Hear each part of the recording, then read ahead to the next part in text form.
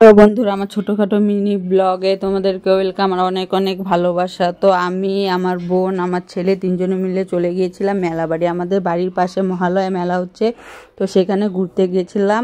তো একটা দিদিও গিয়েছিল, ওই দিদিকে ভিডিওতে নিয়ে নিই। তারপরে দেখো এদিকে আমরা এখন ঘুরছি। তারপরে এদিকে একটা দোকানে চলে গেলাম এই ফুলের টবগুলো দেখার জন্য। তো নিয়ে নিই, এমনি দেখে এসে বললাম। তারপরে দেখো এখানে প্রতিমাগুলো তোমরা একটু দর্শন করে নাও। তো কাদের কাদের এখানে মহালয়া মেলা হচ্ছে একটু বলবে। তো আমরা গিয়েছিলাম কালকে রাত্রেবেলা, তো বিকেলবেলা গেলে কুমারী পূজাটা দেখতে পারতাম, কিন্তু যাইনি, কাজ ছিল অনেক। তো দেখো এদিকে ঠাকুরগুলো তোমরা দেখে নাও। তারপরে দেখো এদিকে আমরা এখন ঘুরছি আর ঠাকুরগুলোকে দর্শন করছি, তো তোমরা একটু দর্শন করে নাও।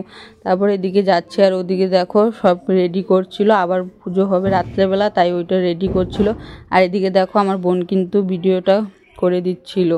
তারপরে দেখো এদিকে চলে গেলাম। তারপরে চলে যাব আমরা একটু মোড়ের দিকে। তো ওখানে একটা শিব ঠাকুরের ইসে আছে আমাদের বাড়ির সামনেই, তো একটু আগে গেলেই। তো এদিকে এখন চলে গেলাম একটা দোকানে যেয়ে কিছু জিনিস নিলাম, মালা টালা, ক্লিপ সেগুলো নিয়ে তারপরে চলে যাচ্ছে, আবার একটু ভিতরের দিকে চলে যাচ্ছি। তো দেখো এদিকে আমার ছেলে আর বোন তোমাদেরকে একটু হাই করে দিল।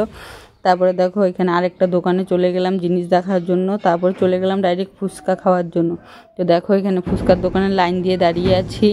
তো দেখো এখানে তোমাদেরকে একটু ইশারা করে নিলাম। দেখো আমাদের বাড়ির সামনে মহাদেব ঠাকুরটা কি সুন্দর লাগছে। তো বন্ধুরা, ভিডিওটা এটুকুই, চলো টাটা।